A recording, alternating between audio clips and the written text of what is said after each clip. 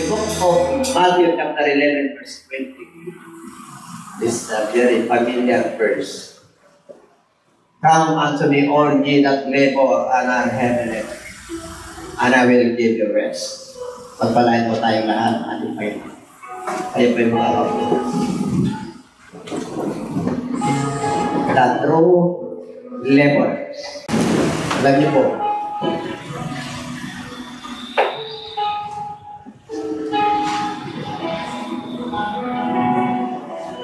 the book of Jude, the book of Jude, chapter 1, o dapat nagkakamali, 21, naked I came from my mother's womb, naked I return. The Lord give and the Lord take it away. Blessed be the name of the Lord. Amen? If you are a person who is born with womb of women, there is a few days. And there is a labor. Meron tayong kahirapan. Nasa banal na kasulatan niya. Bakit natin tinawag na true labor po ito? Ako po ay naniniwala na nais ng Lord na tayo po ay mamahinga. Ayaw ng Lord na nanabigyan po tayo. Dahil ang tao po ay nahuhumaling sa basic needs. Amen? Pag ikaw ay mananampalataya at ikaw ay nababalisa, ang tingin sa iyo ng Diyos ay hindi. In the book of Matthew chapter 6. Diba? Kaya inantulan niya po yung mga ibon, the birds in the air, and the lilies of the valley. You are more than valuable than sparrows in the air, and we are more valuable than the lilies of the valleys, because we are created in the image of God. Kaya sa harapan ng Diyos, huwag kang mabalisa. Be careful for nothing, but in everything, by prayer and supplication. Hallelujah. Let your request be made known unto God. Hayaan mo ang iyong pangangailangan, ipaabot mo yan sa Diyos. Magsumamo ka sa Diyos. Ang Diyos ang bahala. Amen? At ang nais ng Lord ay pagtuunan po natin yung tunay na pagpapagal. Amen?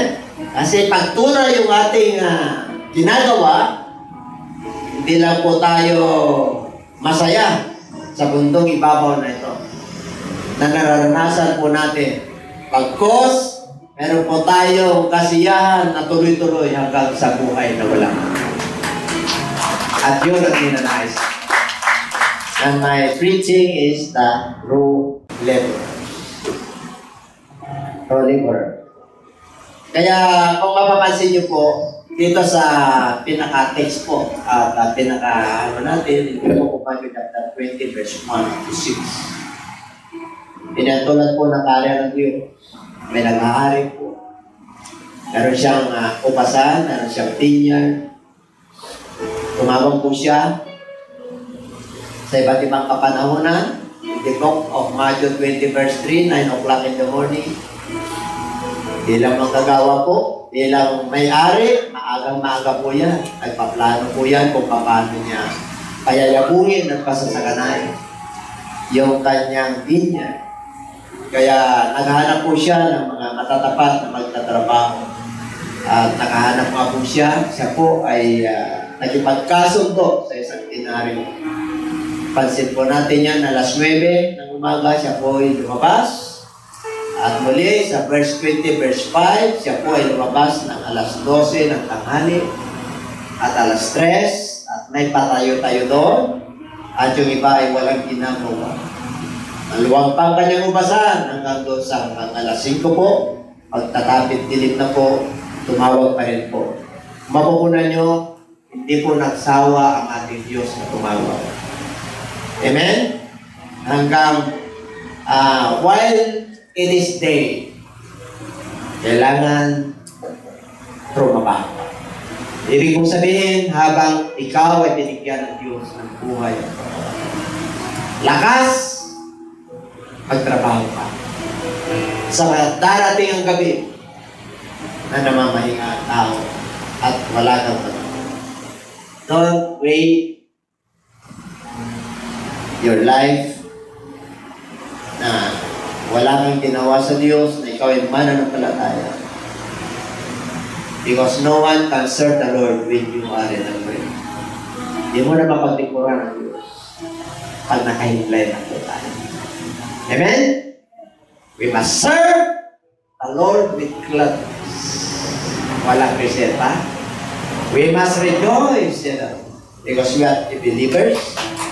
We are the children of God.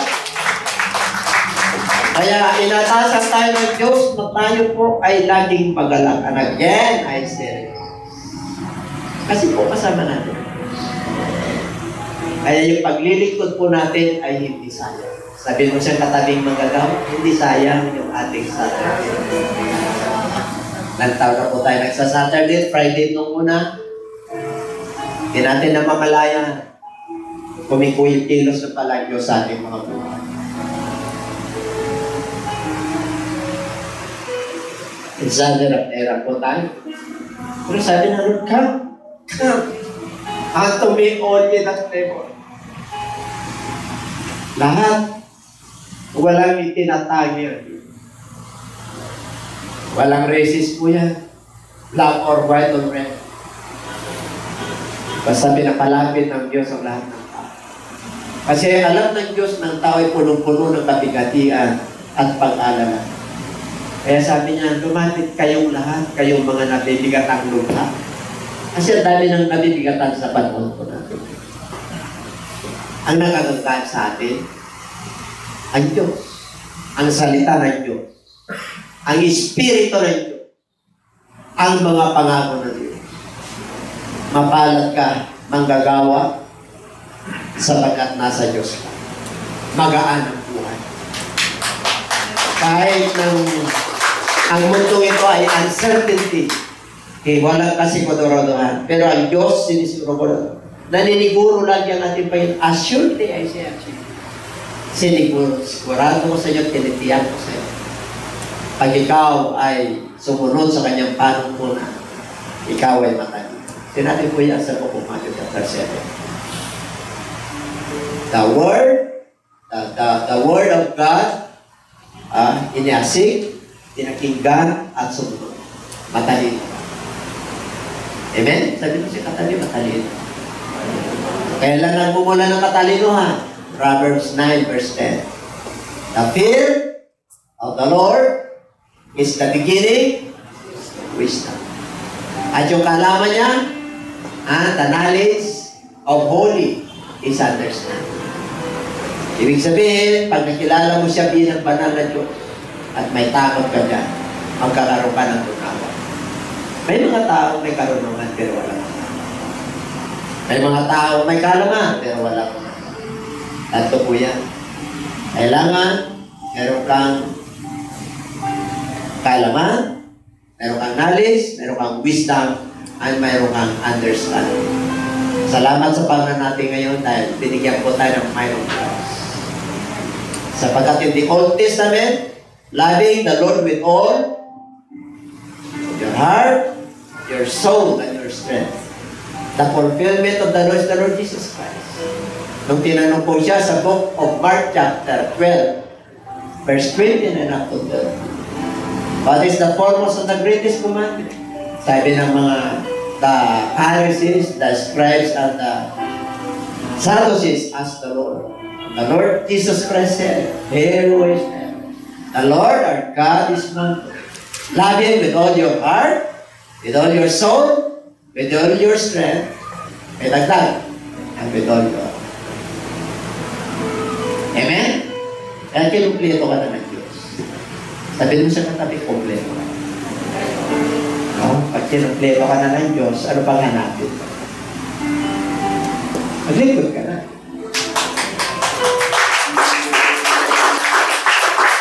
Isa tayo sa pinabiyaan ng Lord, and I will give you rest. 11:28. Pag sumunod ka dyan sa 29, ano yung rest na yan? Rest of your soul.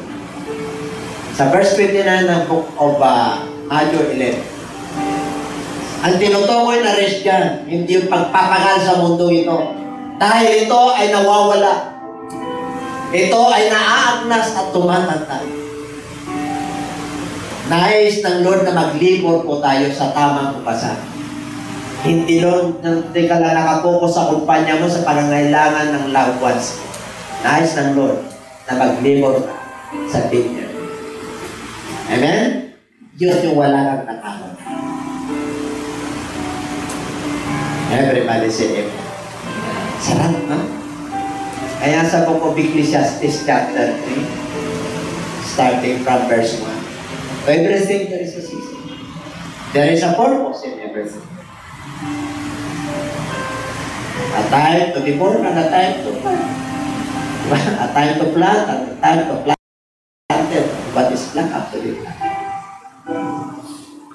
A time to build and a time to break down. Time of war and a time of peace. Sinabi niya po lahat yun. May kanya-kanyang pagkabanang. Ngayon panahon ng Diyos na mag-asip ng kanyang salita sa iyong puso para mag-usap siya. In everything, because He makes all things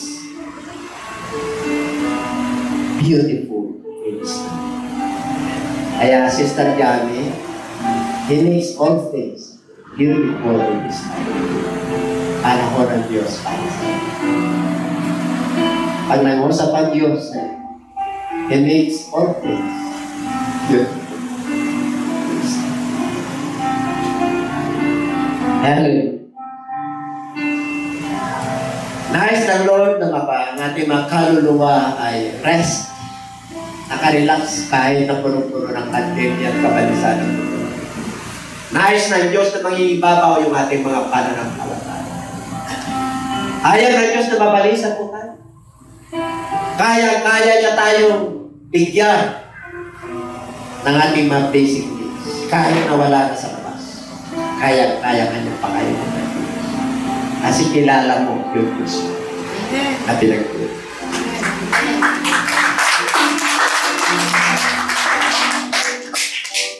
You must learn from the Lord. Natuto tayo sa iyo. Sinabi niya, dumapit kayong lahat ng nabibigatan lupa. Ako'y mababa ang kalooban. I am gentle and lowly. Bakit? Magaan ang ating pamato. Matuto kayo sa akin. Kaya huwag niyong sayangin yung Saturday. Huwag niyong sayangin yung mga schedule niyo sa Diyos.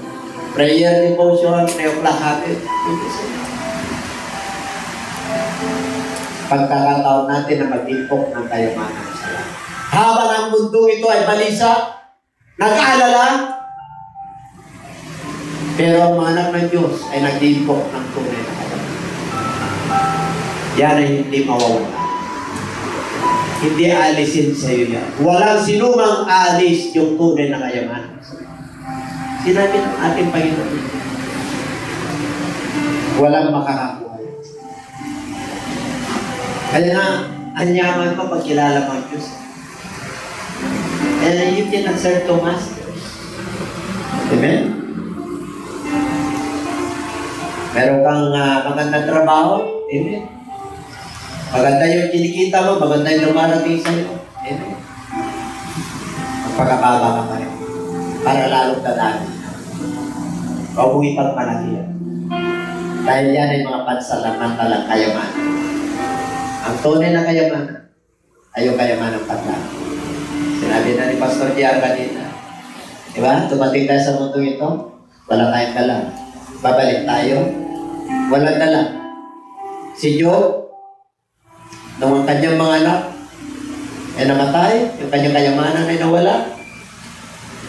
Kinotsa siya ng kanyang asawa, ang kanyang mga kaibigan. Hindi siya nagsalita. Basta sabi niya, dumating ako rito, lumabas ako sa sinapupunan ng aking nanay. Wala, babalik ako na wala. Blessed be the name of the Lord. Hindi siya nagkasabi.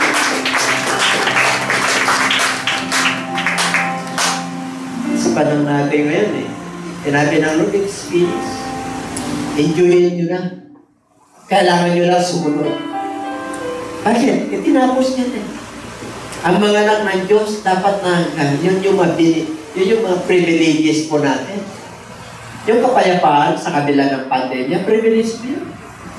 Yung may pag-asa ka sa kabila ng pandemya, ang Diyos sumasayo. Nakakangiti ka, hindi ka nababalisa. Isa din kasama mo. Hindi ka nag-alala kung may ayuda ka, wala. Hindi ka nag-alala kung magsalang kumpanya mo. Hindi ka nag-alala kung anong kinabukasan natin. Kasi sigurado yung kinabukasan natin. Kasama natin ito. Ang the true bread ay sino? Living bread. Bumaba na po siya. Pag ikaw ay lumalapit sa tunay na tinapay, hindi ka magugutom at hindi ka mauhaw. Sinabi niya yan. In the book of John chapter 6. Hindi ka mamamatay. At matutulog ka. Kaya ang daming privilege sa mga mananampalataya pag natuto tayo sa Kanya. Ako mga kapatid. Sino na pinagaling dito na Diyos? Asa na? Ilang beses na kayo pinagaling na Diyos? Maraming beses na. Diba? Grabe po. Amen? Eh, huwag kang mag-alala. Sakit? Kaya ka ng pagalingin. Karamdaman, kaya ilang beses na. Iba yung way ng Lord eh. Kaya lang po. Kaya pagka may mga pinagpipray ako, hindi, kagaling ka. Rest unto your soul. Yan ang project. Pag nakuha mo yun, tunay na magkakawa ka. Hindi mo mawala sa iyo yan. Marami kang matutunan. Sapagat ang ating Lord ay weak, mababa. Ang Holy Spirit, mababa. Kahit na ikaw ay pinagtataasan, kaya mong magpakababa dahil kasama mo. Pero kung wala ka sa Lord, gagantayan mo yung masama sa masama. Yung pasahin po natin, bigyan na natin kayo. 1 Peter chapter 5. Let your burdens, casting out all your burdens, for years. Alam niyo po, hindi po kung Ephesians chapter 1, verse 4. Huwag kang mag-alala pag tinawag ka ng Diyos. Alam niyo ang bagay. Just He had chose us in Him before the foundation. Sabi mo sila, pinili ka na ng Diyos bago pala na niya. Bago pala dyan ang pundasyon ng mundo ito. Nasa isip ka na ng ating Panginoon. Nanak ka niya. That we should be holy and without blame before Him in love. Let me start. Predestined na ito. Having predestined us to adoption as sons by Jesus Christ Himself, according to the good pleasure of His will. Good pleasure. Lugod na lugod sa atin. Pero tataka nga ako yung mga ibang mananampalataya. Ang dami ng patuto sa buhay. Kunting pagsubok lang ang reklamo.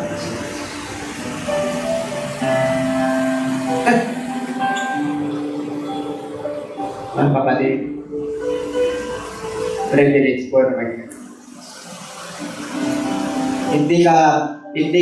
Hindi papagawa Diyos sa isang bagay na hindi mo kaya. Diba? Para pagsubok yan, hindi ka niya bibigyan ng pagsubok na hindi. Hindi ka rin niya bibigyan ng Diyos ng mabubuting bagay na hindi mo kayang gawin na maging mabuti. Our God is true. Yung puno natin ay mabuti. Tayo yung bunga, tayo yung branches, ang resulta ng buhay natin ay dapat mabuti. Hindi pwedeng ang masamang puno ay magbunga ng masamang puno. Ang mabuting puno ay masamang bunga. Nasa Lord ka, kahit na maraming mga pangyayari sa buhay, mabuti pa rin ang resulta. Amen? Kasi pinili. Pag sinabing predestined, anak ka na ng Diyos. Kaya mo ba yun? Yes, He prepared it for us. Ephesians chapter 2, verse 10. We are His workmanship. Ginawa tayo ng Diyos. Created by God for Jesus. Para ano? To walk. Basahin natin. Ginawa niya tayo sa mabubuting gawa. Which had before ordained that we should walk in Him. Noon pa, pinili na tayo ng Diyos. Kaya mong gumawa na sumunod at kaya mong gawa ng mabubuting bagay. Bakit? Dahil kay Kristo. Kaya mo. Amen? Hindi pwedeng makompromise yung pananampalataya mo. Magtiis ka kasi righteousness ng Diyos yun. Katwiran ng Diyos yun. Kung nagtitiis ka ba ngayon, ay kasama po yun sa pagpasok sa buhay na wala hanggan. Self-denial. Hindi ka pwedeng sumunod sa Diyos na wala kang self-denial. Di ba? Take up your cross and follow it. Ibig sabihin, meron kang sacrifice. Pero yung sacrifice na yan, pansamantala. Kasi God created us for good works through Jesus Christ. Kaya tingnan nyo, kahit na may pinagdadaanan tayo, di ba? Minsan, gusto mo na bumigay. Di ba? Gusto mo na makompromise. Yung compromise na tinutukoy dito yung gawa ng laman. Lying spirit.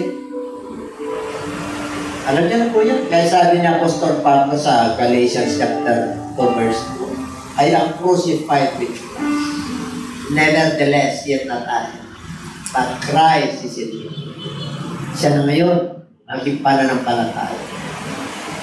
Kaya dapat naka-crucify tayo. Pagdating sa mga sacrifices, mga sakit, karamdaman, kahirapan, confused, hindi ka makapag-desisyon, I'm crucified with Christ. Nevertheless, it is not. Diba? But Christ lived in me. Siya na ang nandito sa buhay. Kaya ko. Amen? Bakit? Pinili niya na ako, He chose me before the foundation of the world. He prepared me for me to do good works. Kaya wala kang katanong-tanong. Sabi ko siya, nananagumpay ka. We are more than conquerors.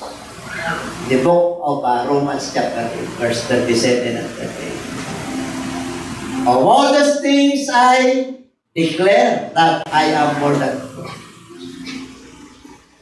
Nakedness, peril, sword, kahirapan, famine. No man can separate us from the love of God. Kaya nananagumpay ka kapatid. Nais ng Lord, 1 Corinthians 15:15. Steadfast, immovable. You must abound in the work of the Lord, for your labor is not in vain. Tama yung paglilipod natin. Amen? Hindi sayang yung pagpunta natin. Hindi sayang yung Sunday service. Hindi sayang yung prayer meeting. Hindi sayang yung pagbibigay. Hindi po sayang. Lahat yan ay may kabuluhan sa harapan. Ang gantimpala ng Diyos, buhay at wala. And everybody say it. Diba? What are the fruit of the Holy Spirit? Galatians chapter 5. Love, joy, peace, temperance, meekness, long-suffering, perseverance, gentleness. Namumunga ka na kasi kasama mo ang Diyos. Pag makalaman pa karnal, hindi mo pa kasama ang Diyos. Carnality is death. Romans chapter 8. Romans chapter 8. Kaya pag naibabaw yung laman po natin, hindi makakilala na Diyos. Kaya pag true laborers ka ng ating Panginoon, hindi mo pwedeng papalitan Diyos. Sa anumang bagay. Sa karangyaan sa mundo ito. The pride of life, that is the lust of the flesh, The last of the eyes. The pleasures of this world. Romans chapter 12 verse 2. Ano ba yan? Do not be conformed to this world, but be transformed by the renewing of this world. Diba? O, di ko nilagay dyan. Basahin nyo na lang. Mga magagawa naman kayo. Dami na kayong mga verses sa Bible. I-apply nyo na lang. Romans chapter 12 verse 1. I appeal to you, my brethren, but present your bodies as a living sacrifice, holy and acceptable to the Lord. Be not be conformed to this world, but be transformed by the renewing of your mind. Para magilala mo yung will ng ating Panginoon. Do not be conformed to this world, but be transformed by the renewing, that you may be proved what is that good and acceptable and perfect will of God. Kaya pag nakasunod ka sa Lord, perfect yan.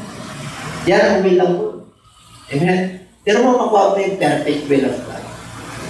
At hindi mo pag-asalan. Siyempre, perfect yung Diyos natin. Oo. Kaya na lagi sinasabi ng Lord. If you obey my commandments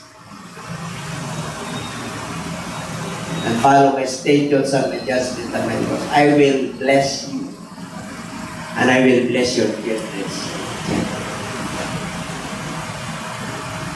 Deuteronomy chapter 15. Sa pagpasok, paglabas, material blessing, emotional, health blessing, future blessing, nasa iyo. Mamimili ka lang. Nakaset na po yan.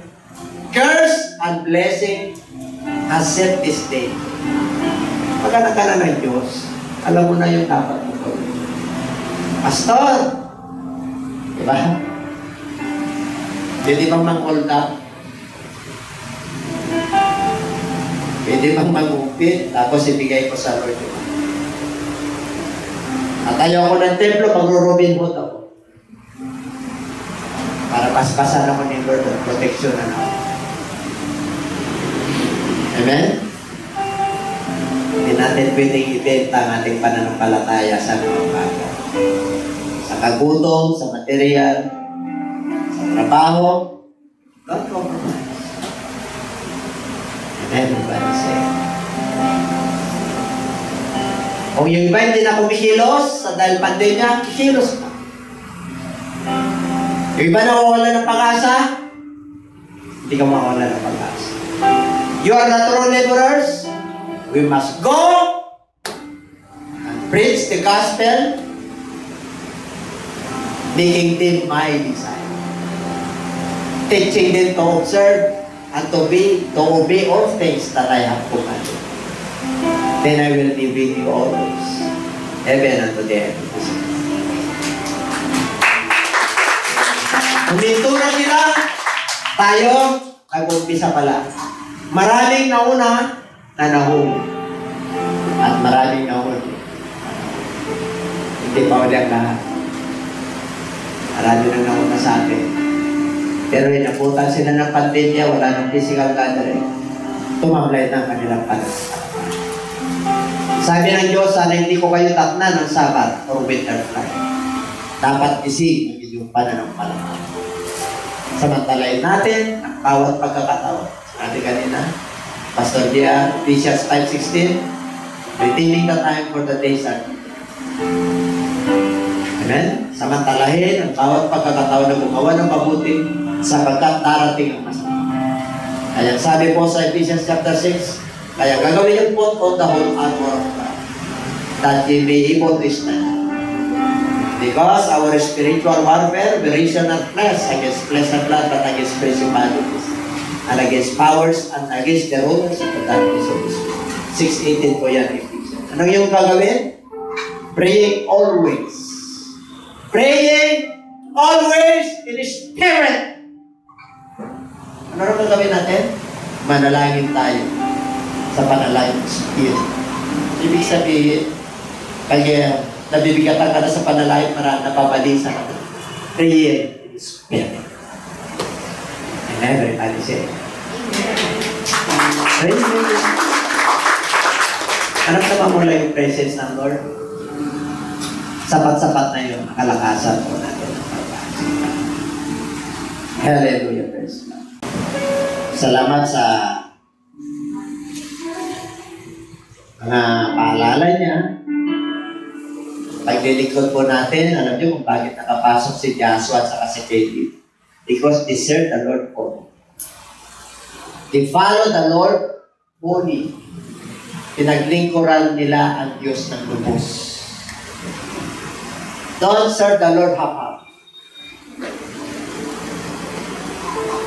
Kaya sabi sa greatest commandment, love Him with all. All, A-L-L-O, all, heartedly. W-H-O-L. Fully or all, heartedly. Kung ano capacity mo, according to the measure of your faith, doon mo paglilingkod. You are the best. And everybody say, okay, you are the true laborers. Sabi siya na kayo. Ang compensation natin, hindi kayang bayaran. Sinabi na Apostol Pablo yan. Sinabi niya. Sa Corinthians, mayroong isang tao, dinala sa langit. Siya yun. Ilang layer yung langit. Hindi ko may paliwanag kung gano'ng ganda. I could not express sa aking sariling katao. I cannot express. Pinakita sa kanya ang walang kalangitan. Kaya si Apostol Pablo, kahit na nasa kulungan na, sumusulat pa sa mga churches at nag-encourage pa. Again, pinakilala niya yung Diyos. 30 years after, hindi niya kilala, nababalitaan niya lang, tapos na ng theological studies, na-encuentro siya ng Diyos. Tinanong niya kung sino pinaglilingkuran niya sa on his way to Damascus in the book of Acts chapter 10, chapter 9, chapters 8, 9, and 10. He made havoc to the church of God. Tinanong niya, who art thou, Lord? Who art thou, Lord? Kasi pinaglilingkuran niya yung amang nasa langit. Totoo po yun. Pero ang sabi niya, I am Jesus. Ako ang iyong inuusin. From that time, nagulang po si Apostol Pablo. Kaya nung nabaptize po siya, na-enlighten po siya at nakilala yung Diyos niya pinag-iwan. Na yung Ama ay si Jesus Christ. Kung nakikita mo yung kanyang mga sulat, tapiring o power ka. Amen? Yung totoong Diyos, si Jesus Christ. Sinabi na Apostol Pablo, diretso. And everybody say, siya yung pang-12 apostol. Si Apostol Pablo. The apostles of the Gentiles, the apostles of the Jews. Si Apostol Paul. The apostle of the Jews, yung 12. Nawala yung isa. Nag-ministry po siya, magkanulo. Tayo hindi na pwede magkanulo. Tinapos na ni Judas. Amen? Amen? Wala na. Hindi na tayo makakaranas kagaya ni Diyo. Tinapos na ni Diyo. Kaya tinapos na ni Kristo sa cross. It is finished. Welcome kayong lahat. Kayo naman ang gagawa para sa Kanya upasan. You are the true laborers. Kayo magkukontinue. Mga chapter 25. Nung ako'y naputo, pinakain niyo ako. Nung ako'y nauhaw, pinainom niyo ako. Nung ako'y nasa bilangguan, pinalaw niyo ako. Nung ako'y nagkasakit, pinuntahan niyo. Ang sabi ng matutuwid sa kanyang kanan, kailan ka namin nakita ng gutom ko? Kailan ka namin nakita ng nauhaw? Nabilanggo. Anong sabi ng ating Lord? Nung ginawa niyo sa aking malilit na kapatid. Ibig sabihin, nag-labor ka na ginawa. Saan namin ginawa? Hindi nila alam, hindi nila namalaya. Yung pala gumagawa na sila sa upasan na natin. Pero dito sa kaliwa, anong sabi niya? Hindi niyo ako pinainom, hindi niyo ako pinakain, hindi niyo ako dinaan. Kailan yun, Lord? Nung hindi niyo ginawa sa kapatid ko. Ibig sabihin, wala silang ginawa. Dalawa lang yung tratante. Yung right to pa, yung left to. Amen? Kaya tayo matupa ng Diyos, tiyakin lang po natin na tayo yung tunay na sa gawain, sa manggagawa ng ating Panginoon, sa binyag ng ating Panginoon. Hindi mawawalan ng kabuluhan ng ating Panginoon. Pagpalain po tayong lahat. Glory to God. Ano po tayo po? Praise the Lord, tayo po lahat.